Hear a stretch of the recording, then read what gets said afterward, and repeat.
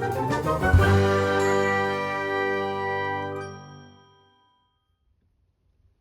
everyone, this is Chris, your friendly neighborhood Minnesota comic geek, back with another kind of roundup haul type video.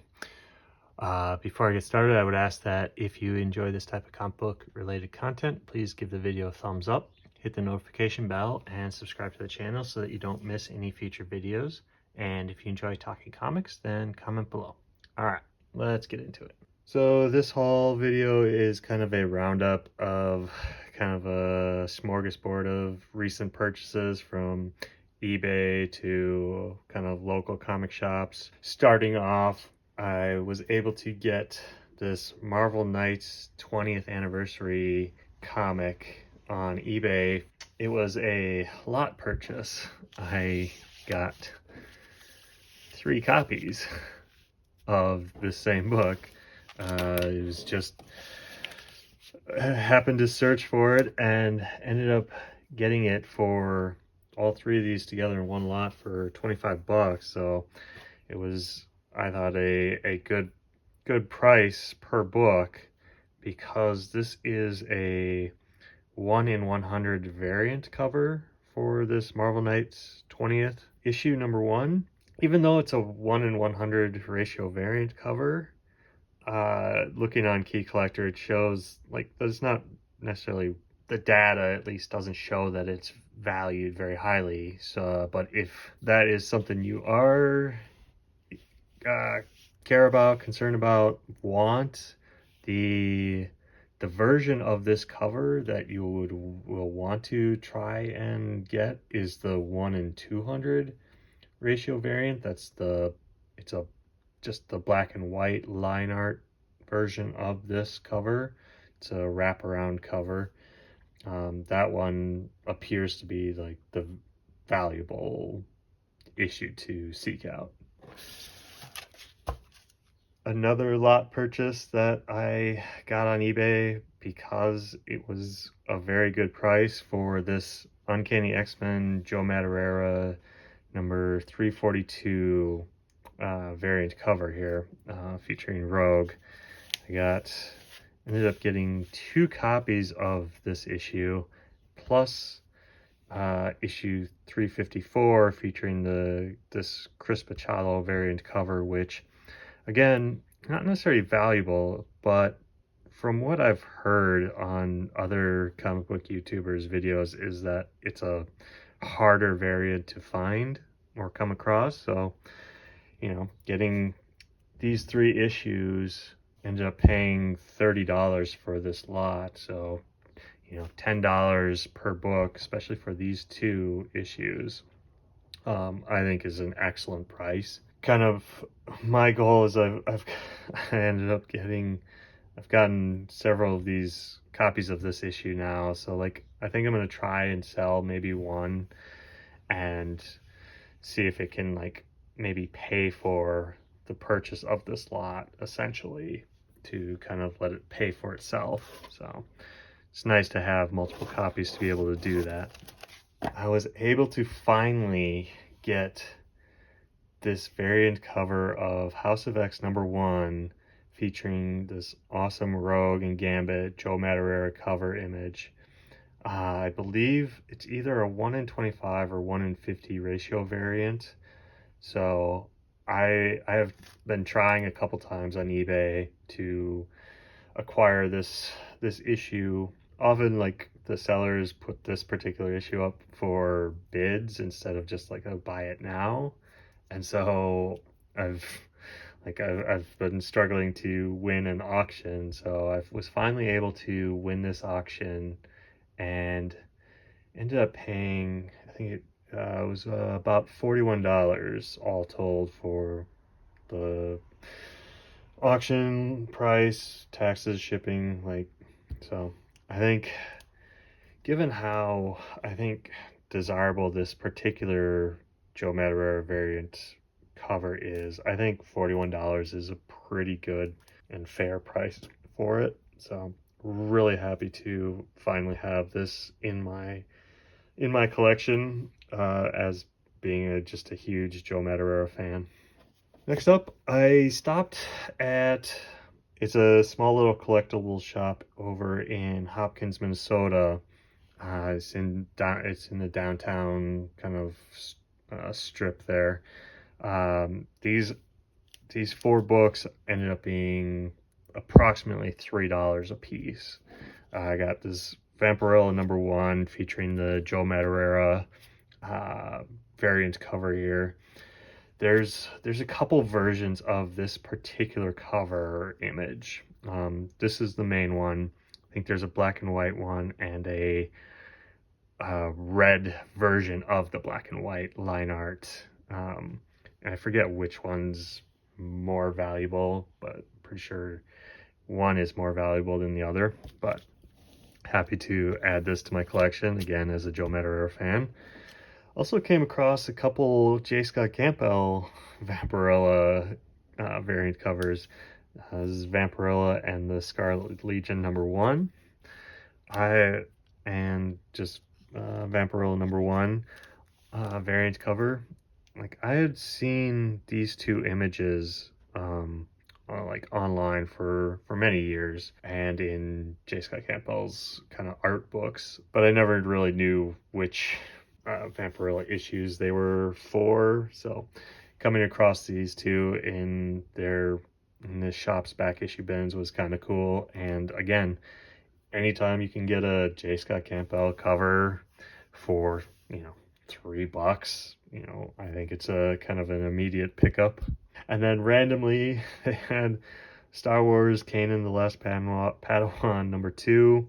If you're a Star Wars Rebels fan, a Star Wars fan, or a Pepe Larraz fan, this Star Wars Kanan series that Marvel put out is awesome. It's a good read. It gives you Kanan's kind of history and kind of slight origin, I guess, like just the backstory prior to the events of Star Wars Rebels, the cartoon show on Disney Plus. If you've never watched the cartoon, I highly recommend it. It is outstanding.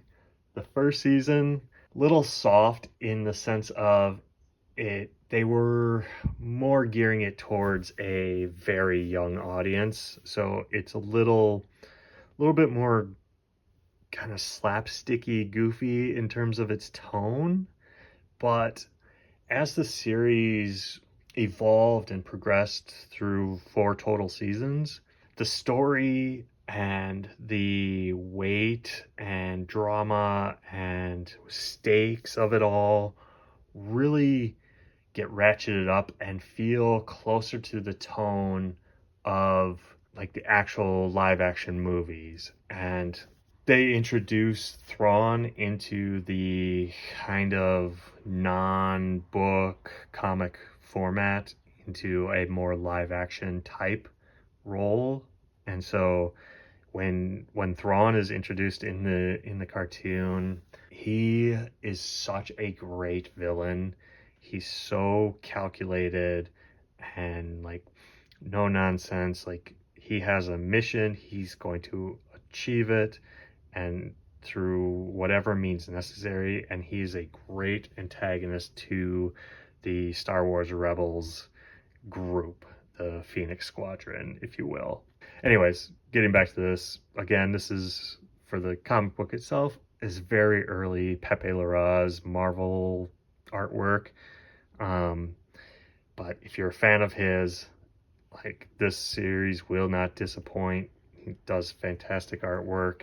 It's a great read. I think issue 1 is the most expensive one, but the other remaining issues you can get relatively cheap. I think, if not in the dollar bins, in probably the $3 to $5 book range. So definitely seek them out if you're a Larraz fan. And with this stack, I got a bunch more Adam Hughes randomness. I finally acquired a copy of JSA Classified #2.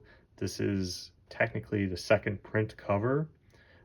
featuring the black and white Power Girl awesomeness.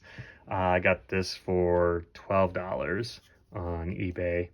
Really happy to finally have this awesome cover, this comic in my collection, to go along with the JSA Classified #1, which is one of my all-time favorite Adam Hughes covers.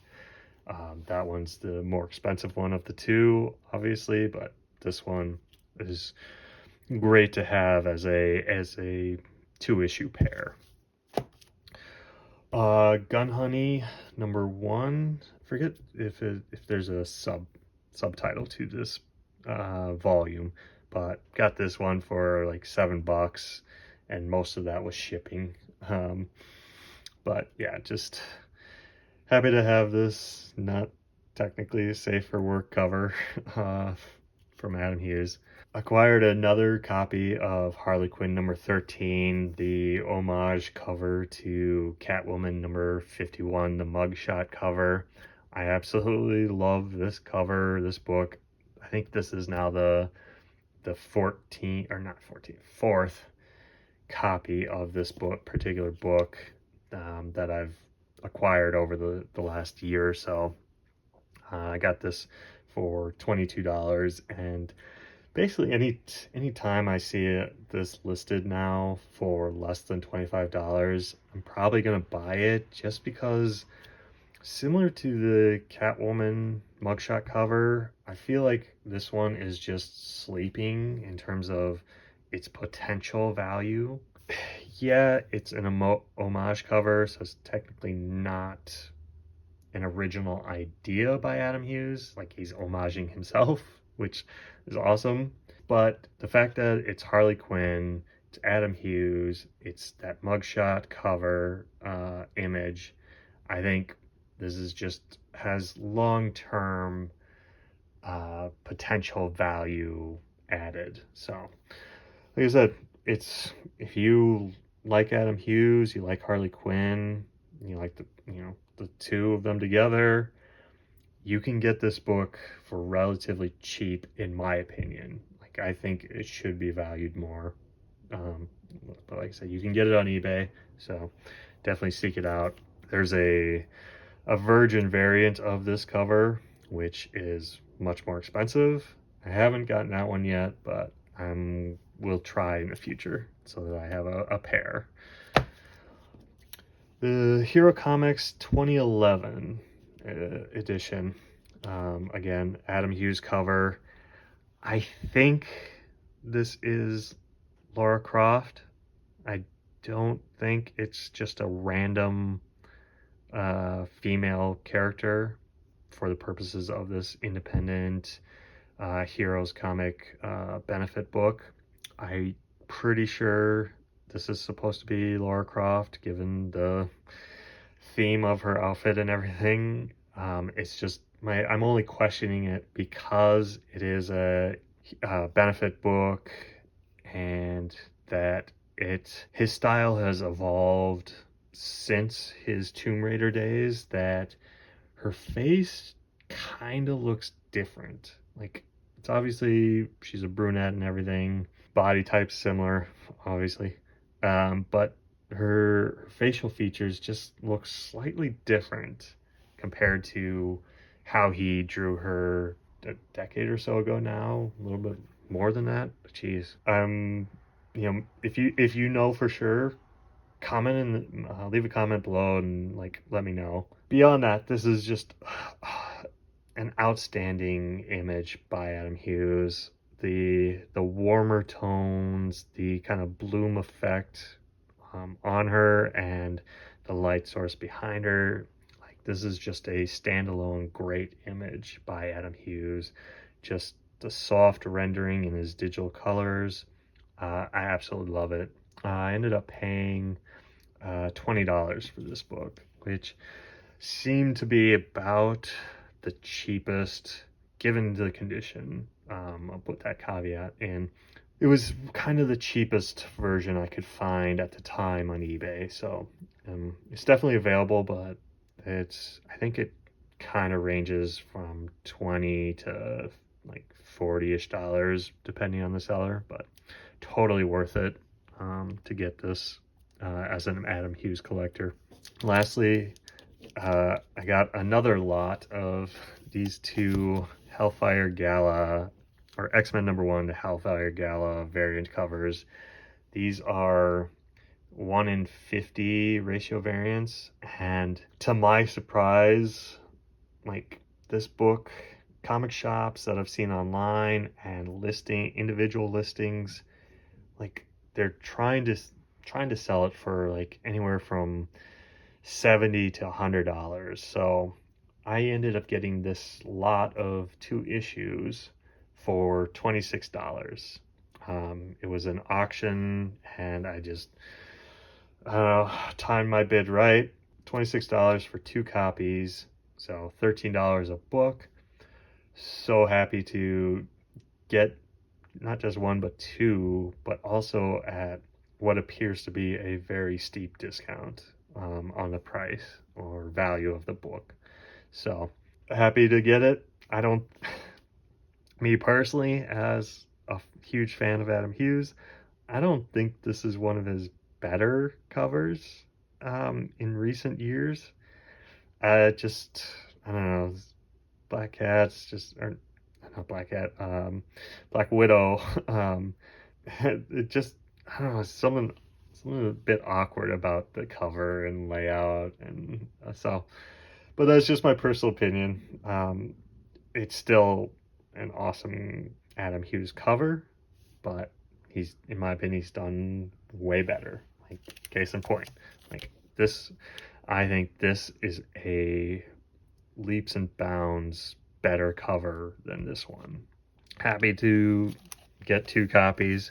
Getting a lot purchased allows me to keep 1 copy, and if I so choose, sell the other one to pay for that or pay for something else. So I'm starting to consider going down those roads of, with all my, like, a lot of my duplicate copy books, of possibly selling one to pay for new stuff or pay for the whole purchase. I don't know. Let me know if you guys do that. If you purposely buy lot purchases of multiple copies so that it can fund itself if you try to sell it, or maybe, like in the past, with my objective with duplicate copies was, when I bought them, was to have one saved in good condition that I didn't read, and then have a reader copy that I would look through and wouldn't care if it showed signs of wear over the years, and just do what comics are supposed to be for, is reading and enjoying. But now growing up, might have different objectives for it. Doesn't mean you can't do both, but yeah. So yeah, those are kind of the random books I've gotten over the last couple weeks and months, that have just kind of been sitting around waiting for a haul video to share. Yeah, what do you think of my pickups? What do you think of the prices I paid? These are definitely not dollar bin purchases that I'm normally leaning towards. So just trying to add some more quality books in terms of value to my collection. With that, I will end the video. Thanks for watching. And again, if you enjoyed this type of comic book related content, please give the video a thumbs up, hit the notification bell, and subscribe to the channel. Till next time, comment below and let's talk comics. Bye.